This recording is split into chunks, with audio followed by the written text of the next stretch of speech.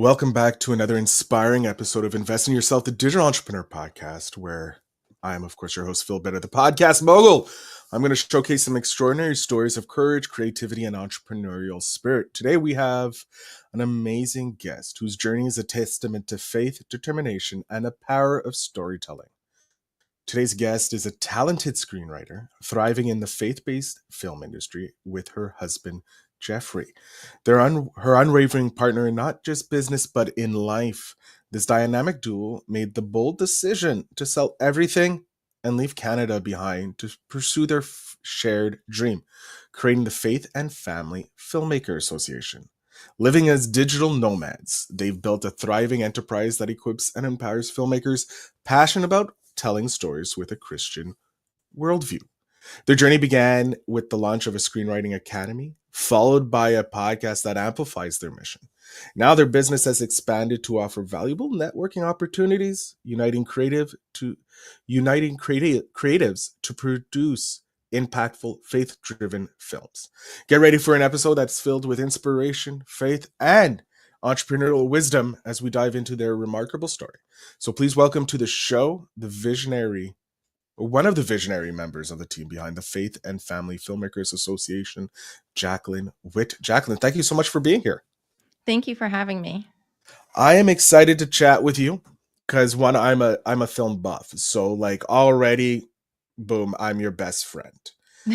Awesome. In that regard, because I love anybody who's helping produce films. So good films. Let's just say that. But I'm curious. I want to know what made you decide, first of all, selling everything, jumping into the digital nomad land. That's kind of crazy. Yeah, it Not is. good. Not gonna beat around that bush. Because it's true. Most people would be like, "What are you doing? You're Yeah, we doing got a lot of what?" that. Yeah, I can only imagine. What made you decide, hey, we're going to go as digital nomads, throw off the regular 9 to 5 structure that society has built into us here in Canada, and just pack it up in an RV and just take off? What made you guys decide that? Well, a lot of it came down to timing. Like my husband and I had plans that once the kids were finished school and, heading out into their adult life, that we wanted to do something that was for us. And we actually wanted to move out of the Vancouver area, which is where we were living because it's extremely expensive there. But we stayed there so that the kids could have their, stability in their childhood, that they could have the same friends, go to the same schools and all of that. So it was a choice that we made to wait.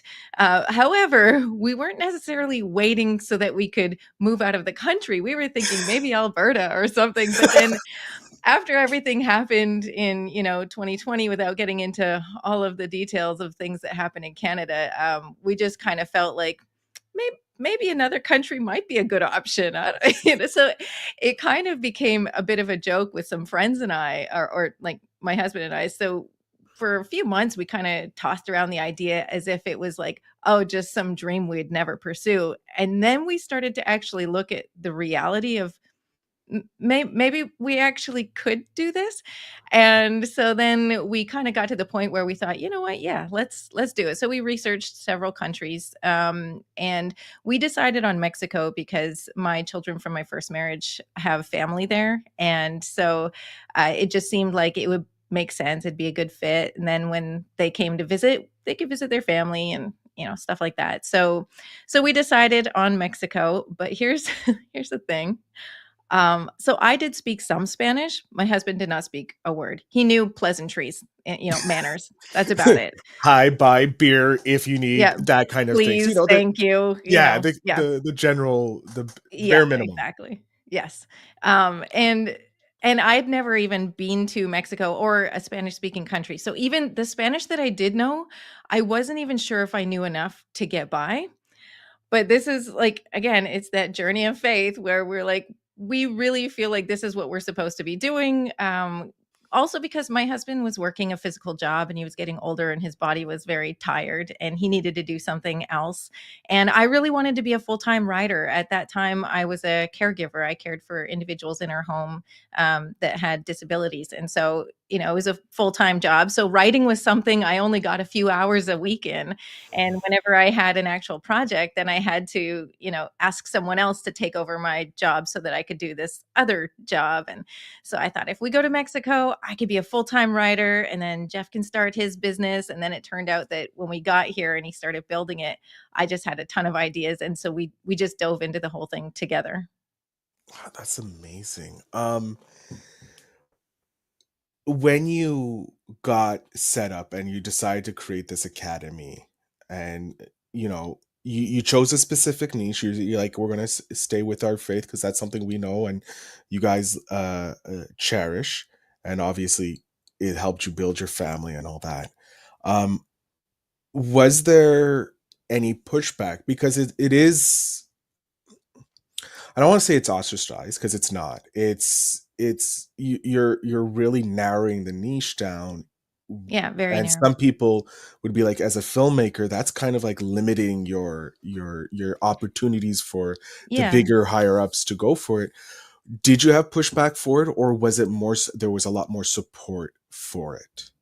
I think that the people who were in the industry understood the need for it, and then other people around us that maybe didn't understand the industry, um, you know, they were a little bit confused because, I was actually just starting my screenwriting journey in a professional sense. I had studied screenwriting for decades, but I was raising my kids, and I decided I'll pursue that after I'm finished raising my Mhm. kids.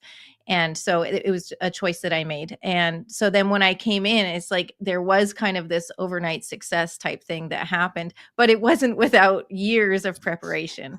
Um, so what I realized though is that like we want to help get the types of movies that we want to watch, we want to get them produced. But the other thing is I'll just address the elephant in the room. A lot of people would say that Christian films have either they're preachy or they're cheesy or they're unrealistic, or I mean not all of them. There are some that are definitely improving, especially the ones that are based on a true story. I mean, how do you argue with that? That's what happened, right?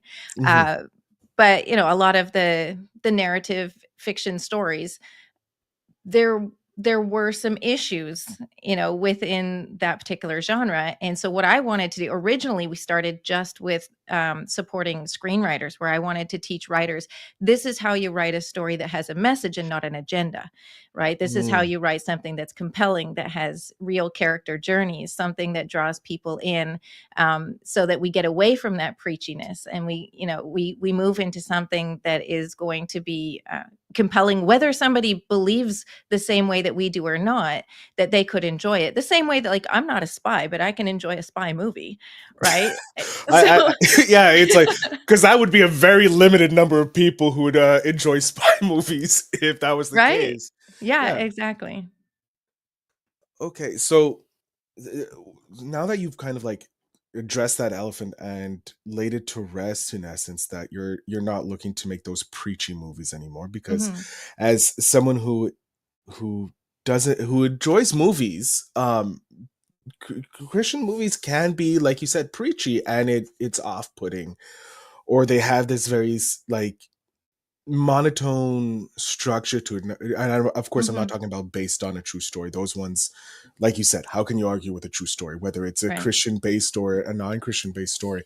But when it comes to just the regular movies, they seem, like you said, kind of preachy. There's just an agenda. You don't feel like you're there to be Mhm. entertained. You're there to be lectured at the Yes. pulpit, in essence. And I want to know, with you studying screenwriting for decades, what were some of the lessons that you were able to glean from non-faith-based films and Mhm. their scripts and their screenwriting that was where you were able to adapt into more faith-based films to make them less Yeah. preachy pulpit and more Yeah. entertaining to the masses, but strictly have that message for those who are it's really geared towards? Yeah. One of the biggest things is characters need to be relatable, not necessarily in the details, but in the journey. I mean, we all have got to, we've had to deal with things where like certain emotions, whether it be disappointment or regret or, like all of these things, it's a universal kind of experience in life. And so if we try to create a story that's based on details rather than a journey, then that's where that disconnect is. And, so everybody, when you go to watch a movie, you are actually wanting an emotional experience and to kind of live vicariously through someone else for a while, right?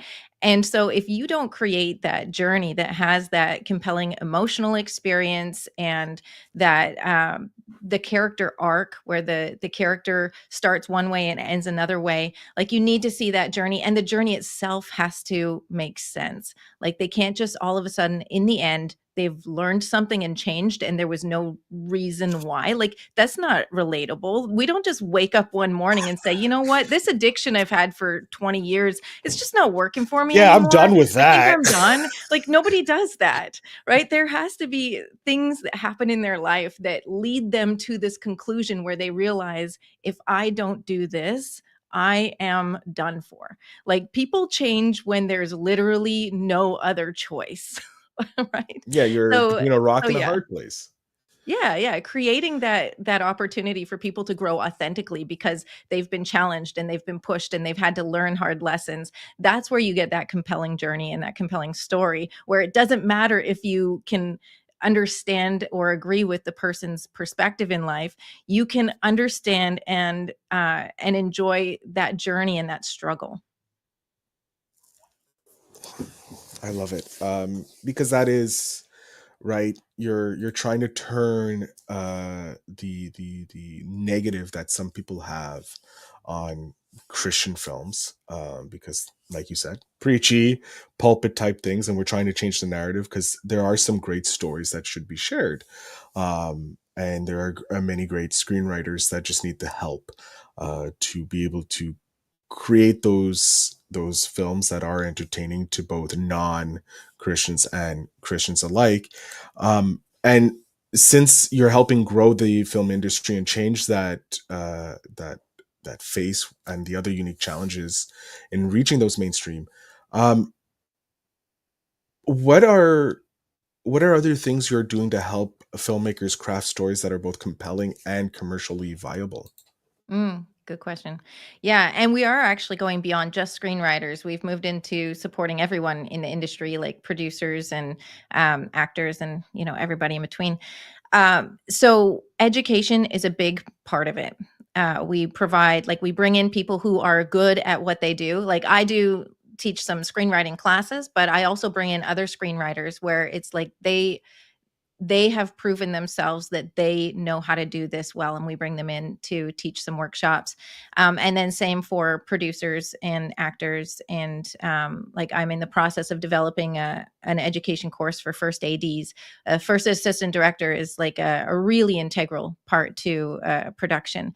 And so for people to learn how to do their job well, and that's our whole thing for 2025, is all of our members, it's like, let's get everybody up to the next level of whatever it is they're pursuing, wherever level they're at right now. Let's move them up to the next one, because we want to always be pursuing excellence. We don't want to just say good enough, because again, another elephant in the room, especially since most Christian films are independent films, then it also falls in that category of a lot of independent films don't have great production value. And so, but the thing is, independent films are like taking the world by storm right now, right? Oh They're yes. just everywhere and it's fantastic. I love it, and a lot of quality is improving all the time. So that's the other thing that we want to bring forward, is not just improving the storytelling but the production value as well.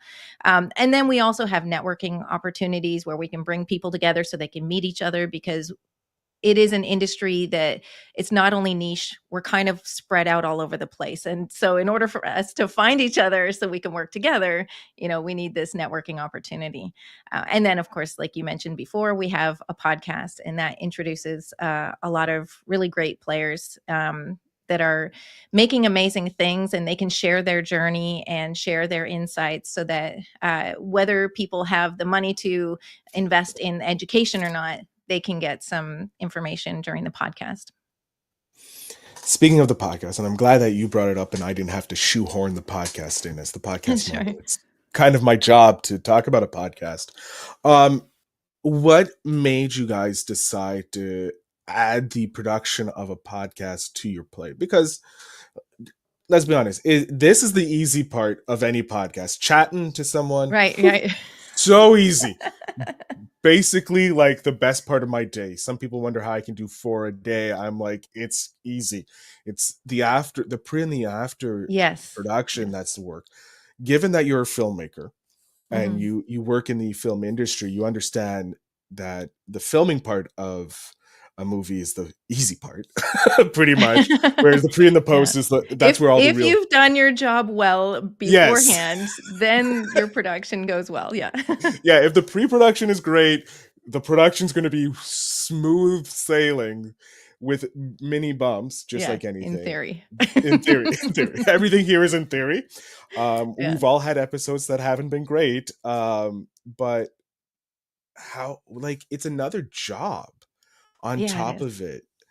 Mhm. What made you decide, hey, like we have this faith-based film academy going, let's just throw on something else onto our Uh-huh. plate because we're not juggling enough. Like Right, I yeah, we like got bored one day. yeah, like you like just like you said, we just changed overnight. Like what made you decide to Well, have it's funny. That was an overnight decision. Okay, so we were about a year or so into the film academy. We were realizing, or I mean, the screenwriting academy. We were realizing, okay, actually, we want to make it into a filmmakers association, and so we knew we were going in a bigger direction. And we happened to go to a networking convention for entrepreneurs, and so that's the other thing that I also think that we did well was we did approach it as a business, and so we did get mentors that helped us to learn how to do certain things. We went to conventions and networked with other entrepreneurs, and so we've learned a lot of business skills, and I think that that's a big part of why we've been able to get to where we are. But while we were at this convention, this man Michael Silvers came to us, and he is at the time he was starting up a podcast division for the LA Tribune, and so we were the first people that decided, yes, let's be part of this podcast network. And then from there it's grown, and then they, before they officially launched, what they did was they gave training to all of the people who were starting podcasts. Some people already had podcasts, and so that was great, they were already on a roll. But for those of us that, the podcast decision happened overnight, I was very grateful for the training. And so this is where having a business partner comes in handy, because we looked at our schedules and we're like, okay, so how much time can we put into this? And so how much time can I, how much time can he? And so then we decided, okay, we can make this work, because, I do, um, I mostly book the people, like all of the organizing, who's going to be on the podcast. And then we'll either interview them together or one of us will interview them. And then he does the editing and the publishing. And then he'll, put all he'll do the, all the the magical graphics and technical stuff. stuff. Yeah. Yeah. You do the He does that. pre-production, you do the pre, Yes. he does the Yes. post, and as a team, you tag team the production Yeah, part. yeah. I Yeah, love and it. that's kind of, very much how we approach the business anyways. He really does take care of all the business side of things, and I'm kind of like the face out there, like here right now, I'm on your podcast. He's in the other room working on other business stuff that has to get done. He's So doing yeah, the like technical I'm stuff, and more, you're like, yeah, you, I'm the that's your, artist. I get to yeah, go out there and just talk to people. he's your muse, and Right. you're the artist. I love it. Yeah. That's a great partnership that you have. Mhm. And I want to touch on that because it does take, when you start a business with a partner, you need to be able to know where one person is weak, where and the other person can Mhm. support, whether they're stronger in the department or that place Yeah. is it's they just may be slightly stronger, so they'll take it on. Yeah. When you and Jeffrey got together, because I you have the previous marriage, you're obviously, you understand your faults in that, and you come in with Jeffrey. Was was it something that was easy for you when you started working together, obviously, um was it easy for you guys to work together, because of the work you've done with the relationship raising kids, because that's a business. Raising kids is a Right. business, To a degree it is, yeah. right? Um, And but I would say okay, I know where you're going, and there's a huge adjustment, but I'll tell you, we actually had, like, a massive adjustment because we didn't just decide to go into business together. We literally sold everything, quit our day jobs, yeah, moved to Mexico, and started a business, and not only that, even just if you think about how much time you spend with your spouse during the week, right? So yeah. when we were in Canada, he was working a full-time job outside the house and I was working a full-time job inside the house. So we'd see each other in the morning and the evening. And then we moved to Mexico and it's like he's always there. And Like, I was going so to get there eventually. That was a question, yeah, was yeah. in the It was an question. adjustment, right? Like you didn't just decide to work together. Like you Uh-huh. decided to take on the stress of selling everything that wasn't That was yeah, like Mary that was the Cuomo thing. says, like, didn't bring you joy, get rid of. And then transport it all, the stress of transporting it all down to a different country where one of you can barely pass, can ask where the biblioteca is, and probably that's about it. The other one isn't too sure on how. I was so glad when we got here. I was like, "Oh, I remember more than I realized because I had actually learned Spanish 20 years ago, and so I hadn't really used it very much in Yeah. between then, and so I was like, "Wow, I know how to order food, I know how to ask for directions, and I know how to understand the answer." Like This is that. awesome. So like for you there was a less, the stress kind of dropped, but like you guys took on a lot of stress, and then you're like, why not Yeah, just throw on the stress of building a business together, and now we're working yeah, 20, nearly 24 hours a day, yeah, 7 days yeah, a week together. Like and what? we were empty nesters, like, so Yeah, everything, like what literally, the our hell, entire life girl? changed overnight. Yeah, literally. How did that, like, how did, apart from obviously faith being a strong factor Right.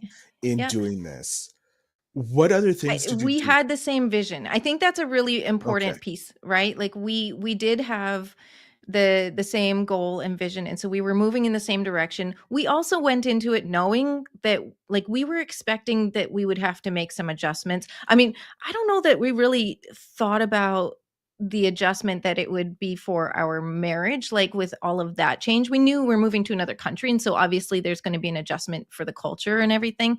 And so we kind of went into it with that. But I think that we ended up having, struggles and tension and having to work things through. But then I think we got to a point where it occurred to us like, wait a minute, everything has changed. Of course, this is stressful.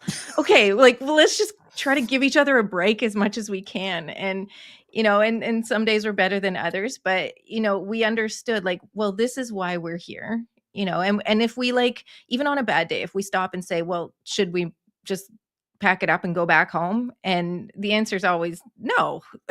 No, it's just a bad day. So we just keep going. There's not a bad enough day to decide to come back to Canada. And until that day happens, we'll see. It must be a really bad day.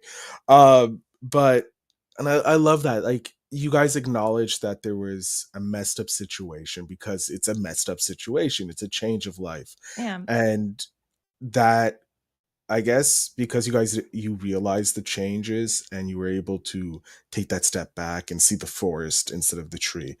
Um, was that something that you had previously learned by investing in yourself, or was it something that took time for you to realize? If that, both of you, Mhm. obviously, I'm asking from your perspective, Right. but Yeah. it's a two-person tango in this situation.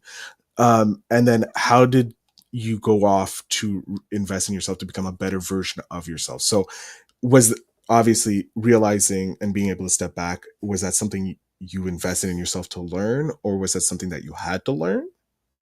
I think it is something that I did learn over time, and same for him. Like I mean, it's not like we're in our 20s.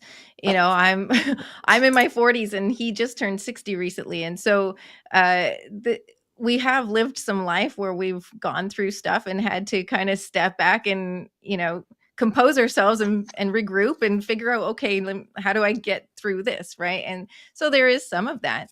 And then again, like you mentioned, our faith. At the end of the day, like our perspective is that our job is to do the best that we can with what we're given, and then the rest is up to God. And so we can get to that point where we can feel like I am exhausted. I've done all I can do. And it seems like it's still not quite enough. But I have to let that go because I have to trust that that's not my responsibility.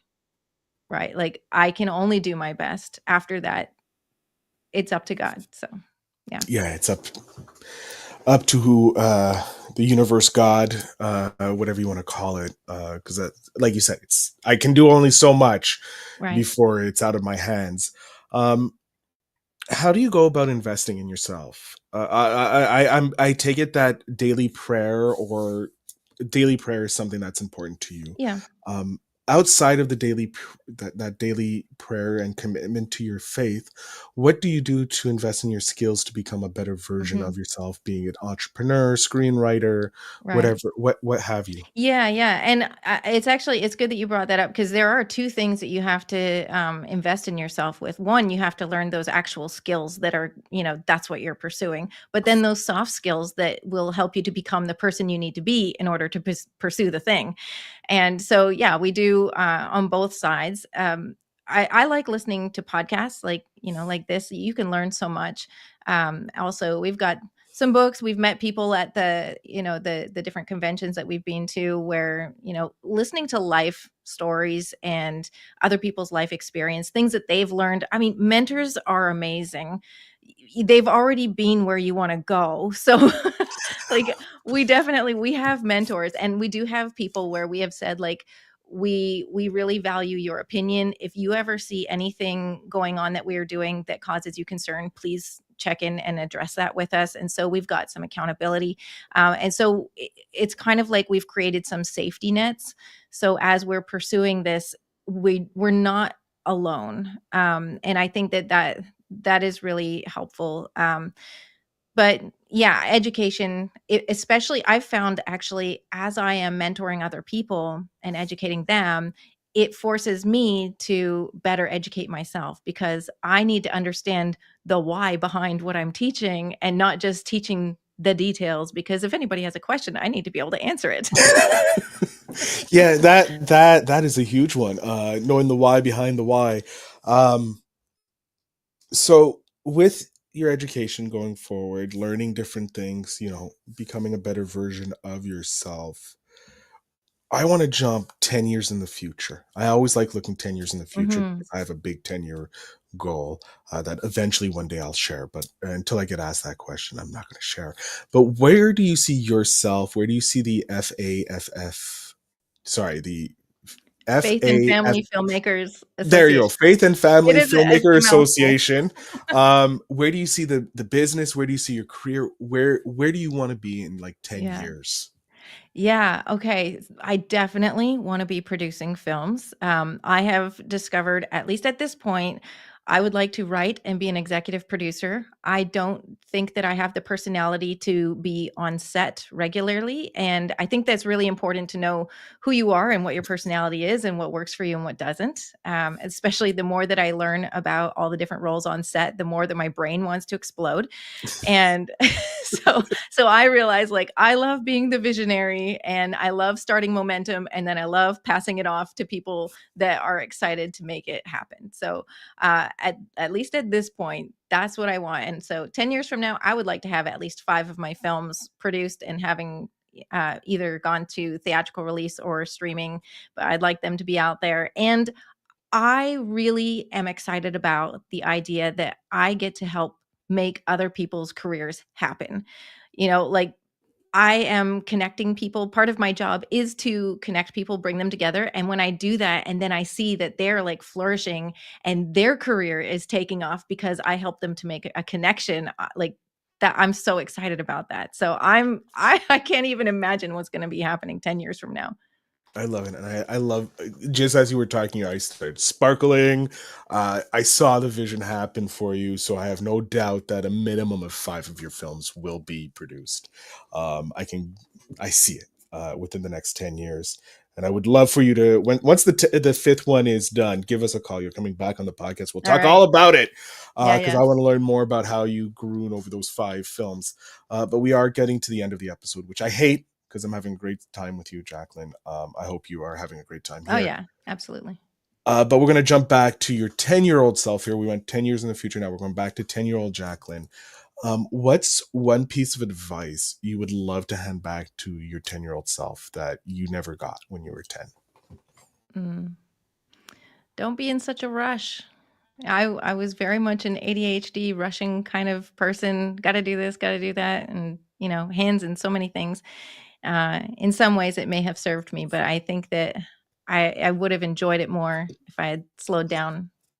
Taken the time to really enjoy it. I love that.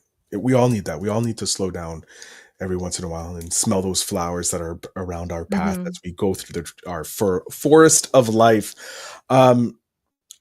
Jaclyn, I'm going to jump off stage here. I want you to let my audience know where they can connect with you if they would like to be part of the FAFF Association, Sure. um, or if they want to just follow you and learn more about you. So the floor is yours. Thank you. So yeah, I'm the co-director of Faith and Family Filmmakers Association, and you can find us at faffassociation.com. It's free to create a membership. So if you are someone who is in the film or the faith-based film industry, or you would like to be, that's a great place to start. I'm on LinkedIn, Instagram, Facebook. You can just type my name and you will find me, Jaclyn Whitt. And Jaclyn does not have a K. I have an odd spelling. But if you are a writer, producer, actor, anywhere, any role in the faith-based film industry, or even family-friendly, a lot of what we do, it's not just faith-based, it's also family-friendly. That's a great opportunity for you to meet people like-minded and dive into your career, get to the next level. I love it. Jaclyn, thank you very much for being here. It was a pleasure having you, and I enjoyed our talk greatly. Thank you. I enjoyed it too. Excellent. To my audience, I want you to take a look down in the show notes down below. You'll see the link to everything for Jaclyn and the Family and Faith and Family Film Association. Did I get it right? Close enough. Filmmakers, but yeah, close enough. Filmmakers. It is a mouthful. We had One such a day. hard time naming it. It was like, no, we got to come up with something shorter. And we're like, maybe people will just start calling it FAF. FAF. There we go. The FAF Association. If you're looking to join the FAF Yeah. Association, it's down below in the links, and you can connect with Jaclyn and Jeffrey Whitt there as well. I thank you very much for being here. Thank you, Jaclyn, for being an amazing guest. And remember to always invest in yourself.